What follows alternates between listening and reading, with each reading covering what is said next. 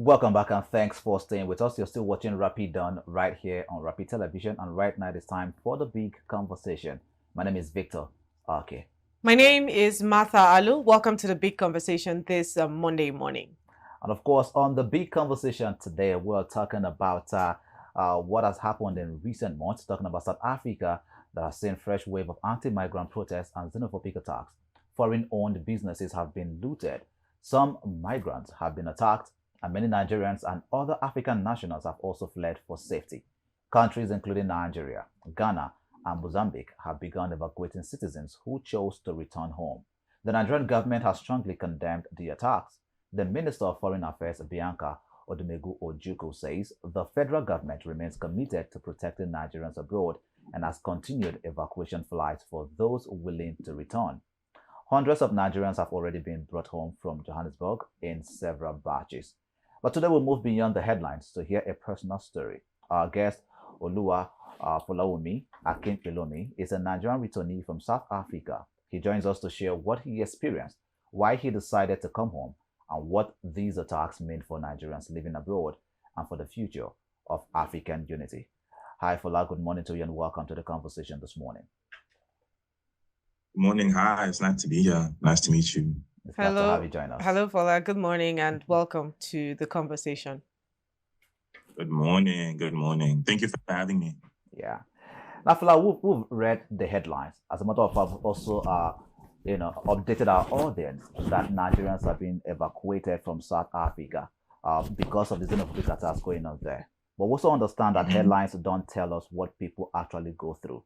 So before we talk about the attacks themselves, take us back to what life was for you whilst you were living in South Africa and what it also means, what it feels like to now become a stranger in the only one place that you've ever called home. So yeah, I grew up in South Africa my whole life. I came there when I was 4. I grew up like a normal South African. I never came from a rich family. We were middle class, we were just, we were very disciplined though in education and the way we speak and how I grew up.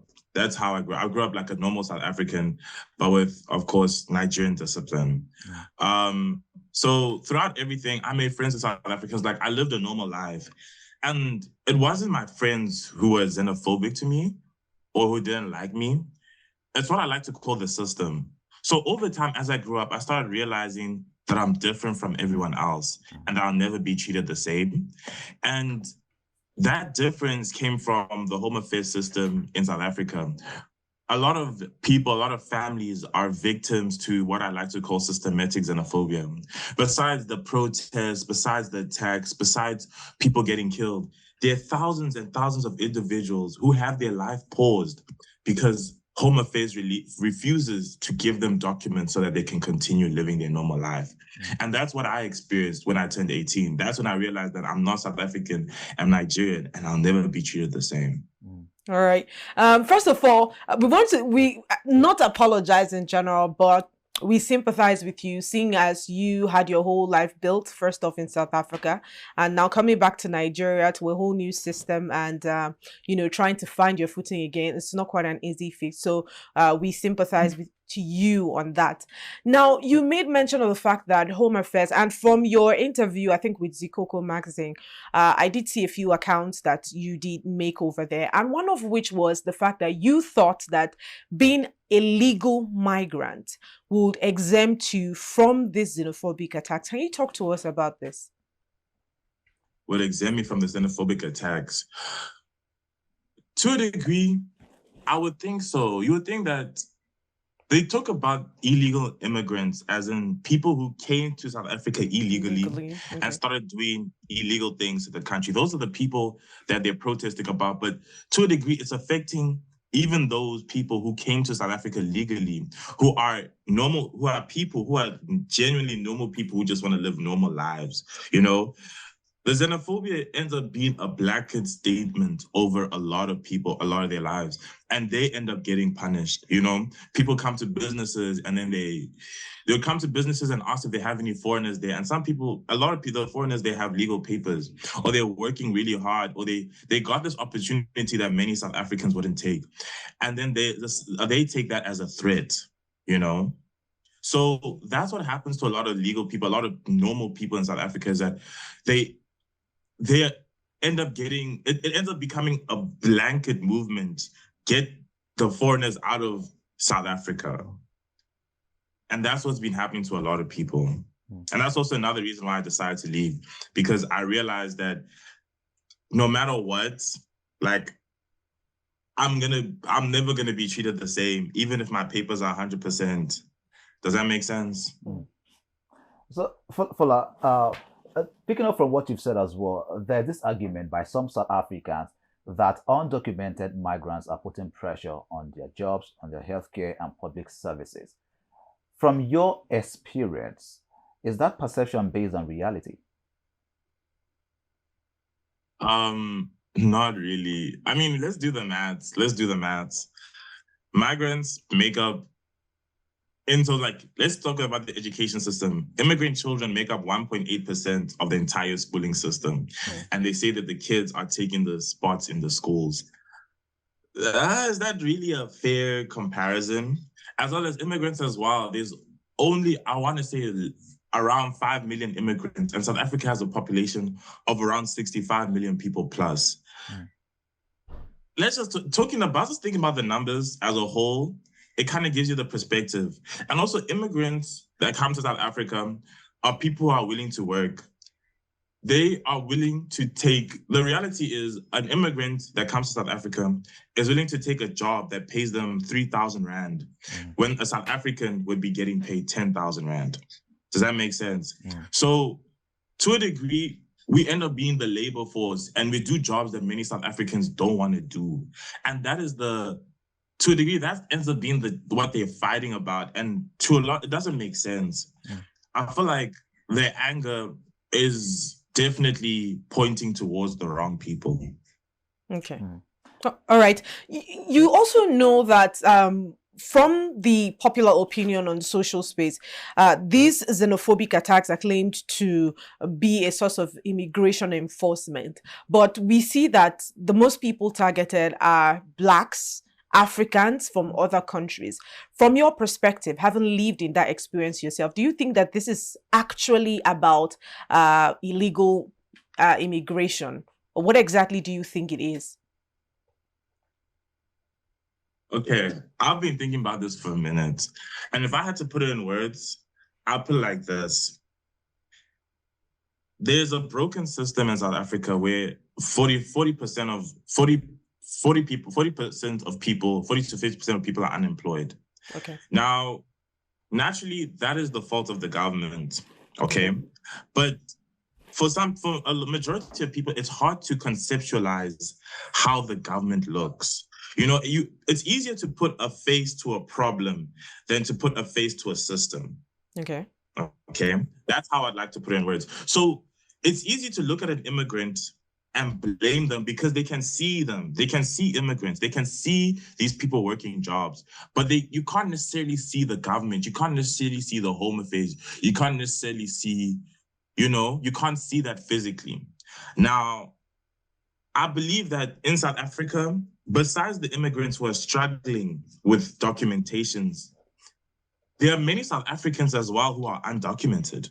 That's so surprising because, in my opinion, it should be how should we fight the system together so everyone gets sorted out? But South Africans as well, they're struggling with the same documentation problems that immigrants are struggling with.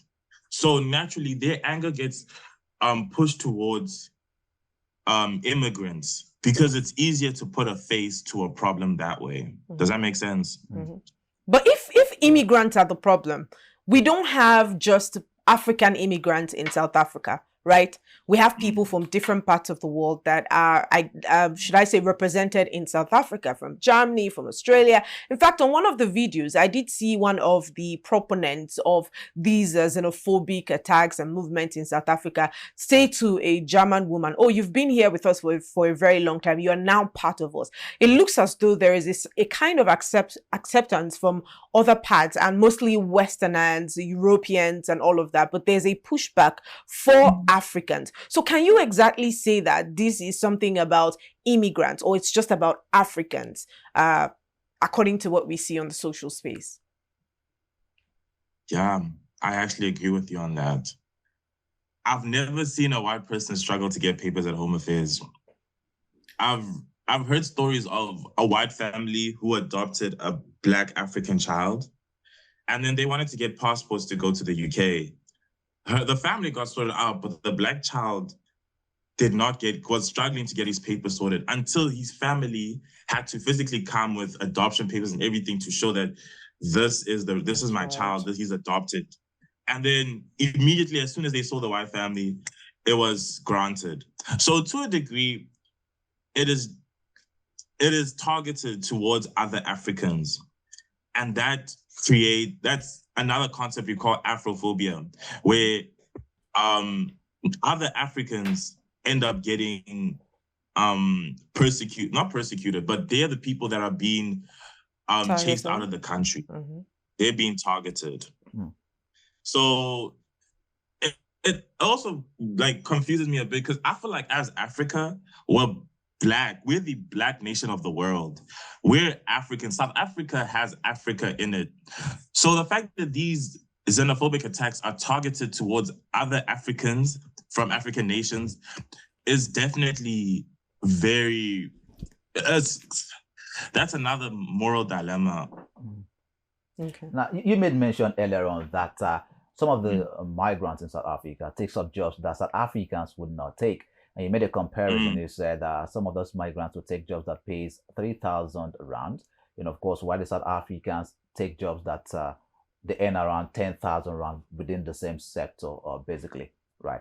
Now, if this is the case, where is there still the talk and the confusion that their jobs are being threatened? That the Blacks in South Africa, Nigeria specifically, being in South Africa is threatening the job ecosystem in South Africa. While from what you stated, they migrants take a whole lot lesser than what the South Africans actually earn there.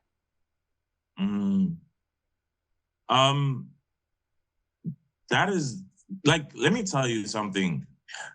There are immigrants come in like this. There are two types. There are those who come in with special skills. So like your engineers, your doctors, they make a fine portion of of immigrants who come to South Africa. Then another portion is those people who are they come in less educated. They come in for simpler jobs, such as working as housemaids, working as gardeners, working as plumbers, working as cashiers. Those jobs that typically people would never think, I want to do this when I grow up, because they're hungry and they want to provide for their family. You see, now the jobs that a lot of South Africans are fighting for are those jobs. And there have been videos of people saying, yes, we want to do those jobs. And it's kind of confusing to me. So you're telling me that you're really fighting to be a cleaner? You're fighting to be a gardener? You're fighting to be a spaza shop owner. So it's not like a supermarket. It's just a tiny little tuck shop. You're fighting for those types of jobs. So it's very confusing. One of the challenges as well, one of the concerns that we've had over time is the very fact that the African Union, talks about a borderless Africa. While of course the African Continental Free Trade Area encourages Africans to do business across the continent. Now, of course, you've lived in South Africa. With what you've experienced as well, can these goals truly be successful if Africans still fear living in another African country? No, that's the whole confusion of this thing for me, is that as Africa, we should be fighting together. We should be growing together. And I feel like that's what the African Union is pushing. And that's what should be pushed in media, that the fact that Africa should come together and there should be a cohesion between African countries. That's generally how I believe as Africa we're supposed to move forward. But in this case, I think it's generally something that needs to be sitting down and spoken about by the people in power, the people who have who are able to talk about this. You know, the whole reason why I started speaking out about this was simply because I value, how do I say this? Simply because I believe that it's not spoken about enough. The reason why I started speaking about all of this is because I genuinely feel like it's not spoken about enough. And we as Africans need to call out the problems when there are problems. We need to share our experiences because there's thousands and thousands and thousands of people living in this situation. So I think that it's a problem that needs to be looked at and worked towards. Genuinely needs to be worked towards. All right. Now, there have been videos circulating online where these immigrants are supposedly brutalized and, attacked by South Africans. And then we have the police standing by and doing absolutely nothing. For someone who has had that live experience, you've been in South Africa, from when the xenophobic attack started up until now, do you think that there is enough response, or would you really commend the response gotten from the South African government regarding the xenophobic attacks here in South Africa towards Nigerians and other African nations? I'll tell you one thing. The most recent march, the March in March, I was in South Africa. I stayed at home, and a lot of immigrants were encouraged to stay at home. South Africa deployed a lot of policing around the entire country in order to ensure that this protest went peacefully. And to my recognition, it was one of the most peaceful protests that they've had, especially when it came to immigrants. Earlier, a few years ago, they had other protests which were significantly more violent than it is now. I do believe that there is a response by the South African government. I genuinely do believe there is a response, but I feel like there can be more done. There can be a greater conversation spoken about it. There can be more awareness created. I feel like it needs to be spoken about a lot more than it is. Okay. I genuinely do. All right. So also speak to us about the hitches you experienced while trying to register for school. Because from your account again, from the interview that, quite went viral, you spoke about not being able to get into school because of your papers, and that when you got in there as a child, you become an adult in there. There's another kind of documentation that you need to do, to be recognized by the South African government. Can you speak to us about that? So, yes, let's talk about that. I've been struggling to get my study documents for a long, long time, a long, long time, since 2012.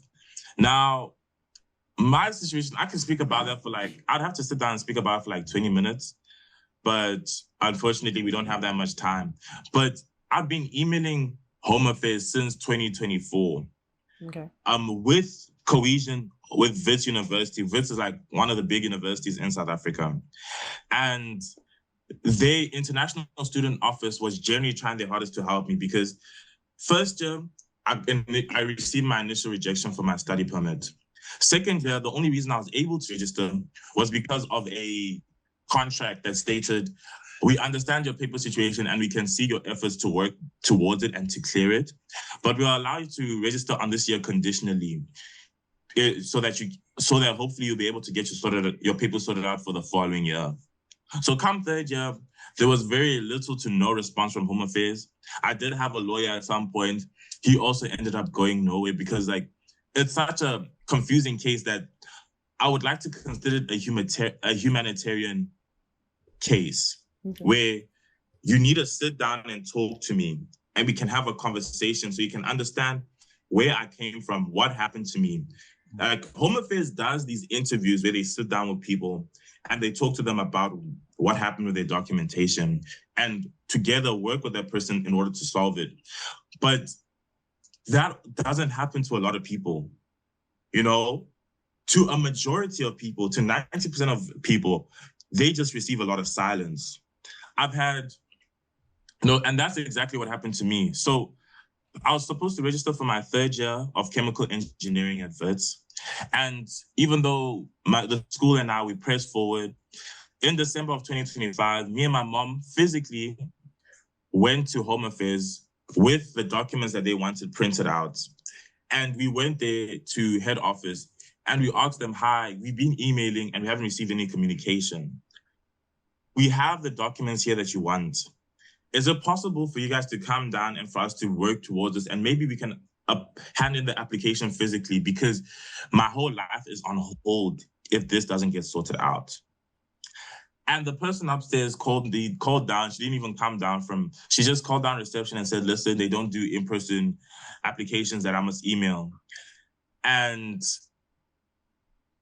they told me to leave the premises after, which was quite heartbreaking because driving to Pretoria is it's a lot of work. And to do all of that and just to not even see anybody or have a conversation was also quite heartbreaking. And that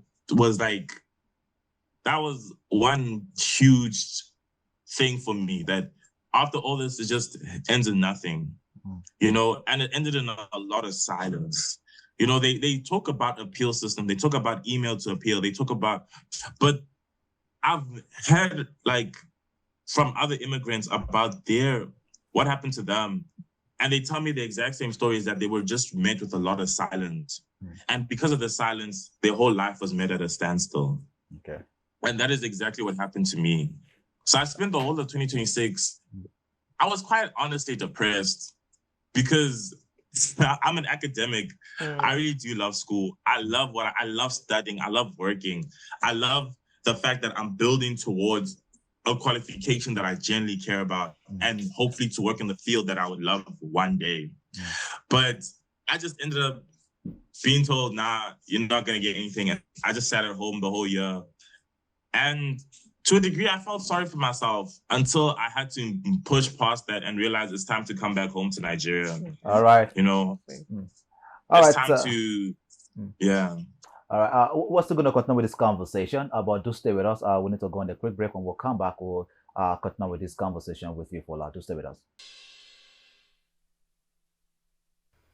Welcome back, and thanks for staying with us. You're still watching Rapid Dawn right here on Rapid Television. Of course, we've been having a conversation with Oluwafolawunmi Akinpelomi, a Nigerian returnee from South Africa. He's been sharing with us his experience in South Africa, of course, regarding the xenophobic attack that is going on in South Africa. Once again, Fola, welcome to the conversation this morning.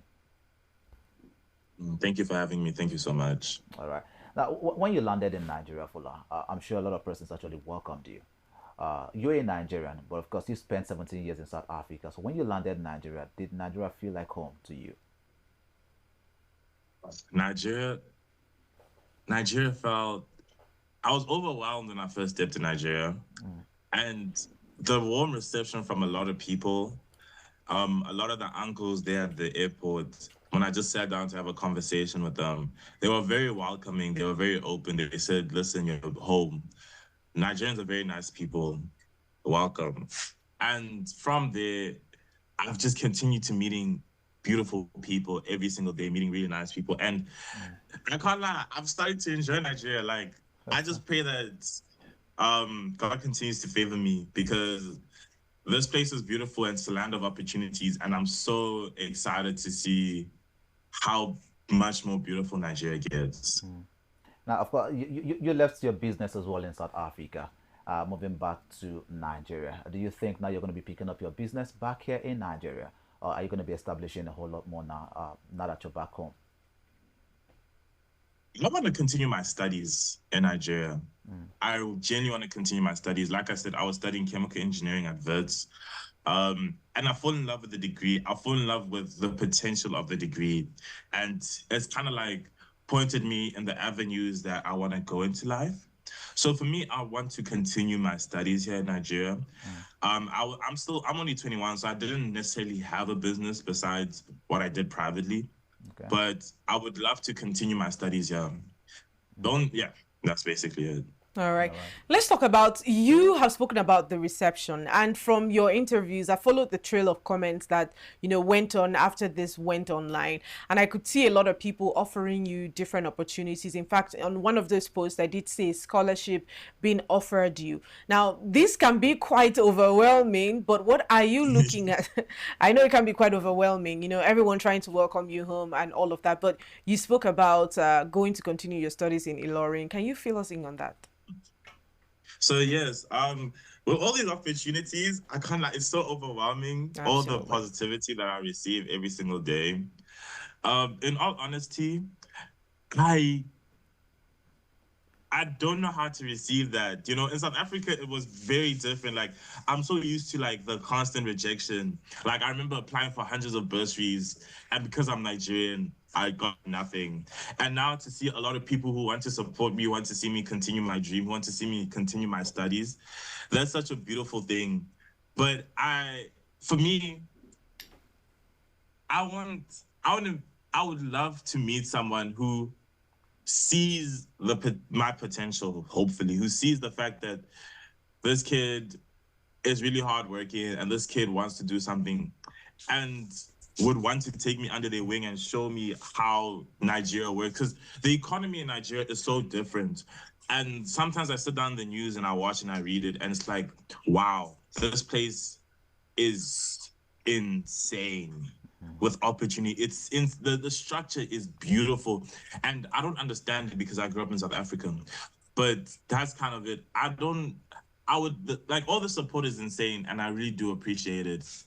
I just I'm still settling in. I'm still trying to understand everything that's going on, still understand the system, and I'm so grateful for all the support. All right. Definitely, you make a decision eventually. But let's also talk about the Nigerian government. It had said that it did SIM registration, cash transfers, and set for returnees right at the airport. Now, is that support real or is it symbolic? Have you gotten that support? Let's just have that confirmed on TV. So yeah, I have received some level of support. Um, Financial? as soon as we landed at the airport, we went to the cargo part. The reason we went to the cargo part is how big the logistics situation was. So they registered us with a SIM that had 50,000 naira of airtime, had 100 gigabytes of data from MTN, and as well as they started us on the NIN registration.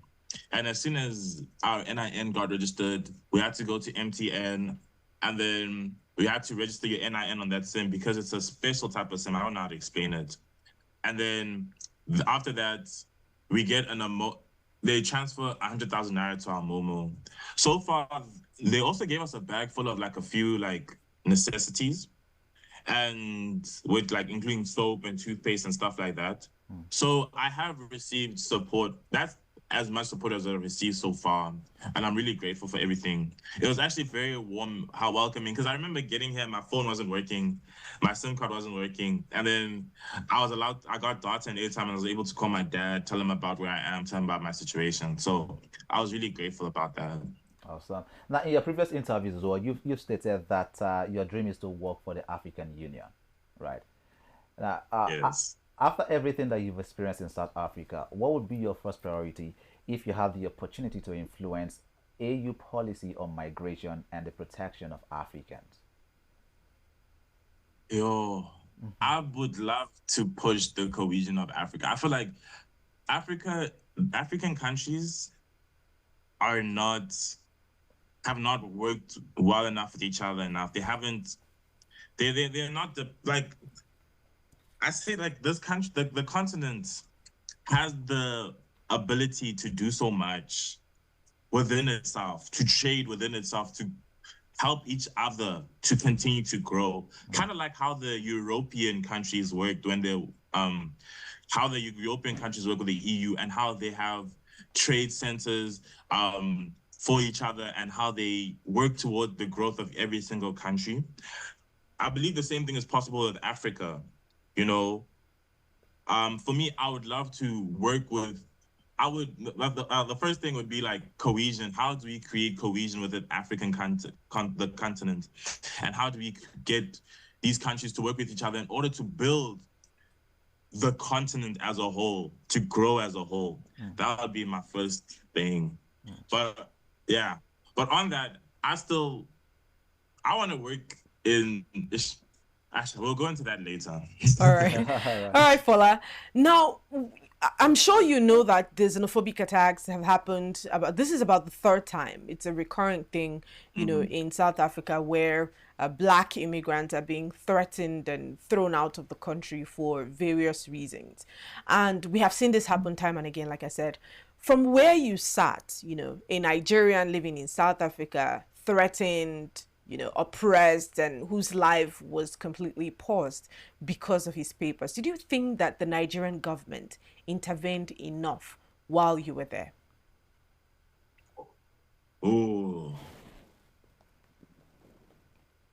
I would say I'm grateful for the repatriation flights. Okay. I'm definitely grateful for that. I'm definitely grateful for the fact that I had an avenue to come home. Back home. That was a very beautiful incentive. And I know there are thousands and thousands of other Nigerians who would love the same opportunity to come back home. I do believe that there could have been more interpersonal relationships between the two countries in order to ensure that the Nigerian citizens within South Africa would be treated correctly. That would have been amazing. But that as well requires its own politics, requires its own time, requires its own management. And I believe that is something that will definitely be possible in the future. But so far with what they've done, I'm very grateful for it. Yes, there can be more work, but the fact that they have given this opportunity to so many Nigerians to come back home is a blessing on its own. All right. You said you wanted to work with the AU, and you have, you know, you are in Nigeria. You are a Nigerian living in South Africa, have interacted with other Nigerians in South Africa as well. So from your standpoint and those that you have interacted with, what do you think that the government can do to ensure that attacks like these are not recurrent and the rights of Nigerians living in South Africa and other parts of the world, you know, is protected? Yeah, the first thing would be Home Affairs. Genuinely, the first thing would be Home Affairs, because I will say this again. I do not dispute the fact that there are people who are illegal immigrants. Okay. But there are even more people who are legally immigrated into South Africa, who have legally gotten work permits, who have legally gotten study permits, who have applied for PR. And the system, this is why I call it systematic xenophobia, because it's not simply the attacks. It's not simply people being pushed out of their homes. It's people being pushed out of the system who are not able to continue their life, who have their life on a standstill because of what's going on in Home Affairs. If it is possible to create a system where these people, these Nigerians are able, or Africans as a whole, are able to sort out their papers, I believe to a degree, a lot of people, the xenophobic attacks would be a lot less. I genuinely feel like as soon as they fix the system and they help both South Africans and other Africans within the Home Affairs system within there, well, that will end up alleviating both the stress from the South Africans themselves, because the system is finally doing what it's supposed to do.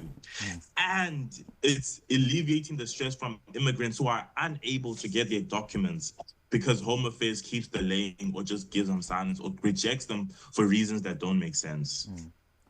And of course, just finally before we let you go now, Fola, when the xenophobic attack started, there were banters, you know, from fellow African countries, and many of them actually blacklisted South Africa. In fact, in the recently concluded World Cup, Africans never supported South Africa as it is. Do you think that this is a fair judgment on all South Africans? I actually remember in Ghana, they were talking about South Africans are allowed to stay. What I loved about the fact is that they made it clear to South Africa that they're not proud or happy with what they're doing at all.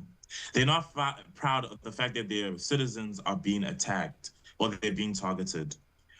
But they told South Africans themselves that we are not the same, and we're very open, and that you guys can stay and you guys can sort out your business. I believe that it's not a good thing to chase immigrants out of the country at all, because You know, it's not a good thing at all, especially for them to be prosecuted.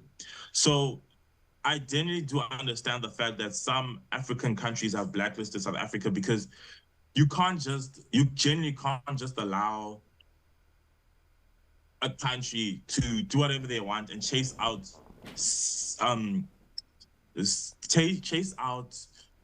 very much innocent citizens of other African countries like it's just a normal Tuesday.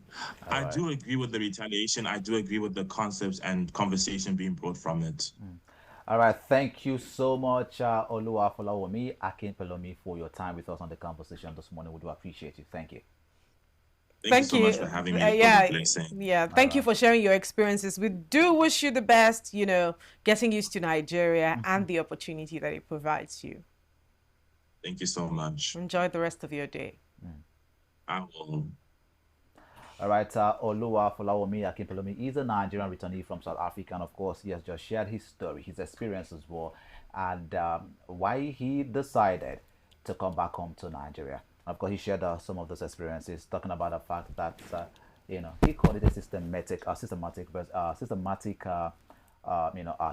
xenophobic attack going on in South Africa, and these are really important things that needs to be clarified. Yeah, and he seemed to be quite hopeful about what Nigeria holds, and I think that that's the attitude that every returnee, Nigerian returnee into Nigeria from South Africa, you know, I think it's the right attitude to put forward. You know, this is a challenge. We've been able to move past it.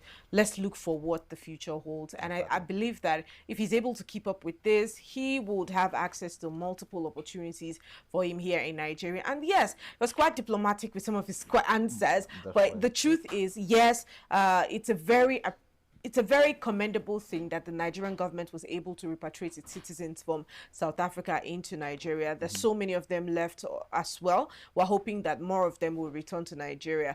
But there's also loose ends that needs to be tied.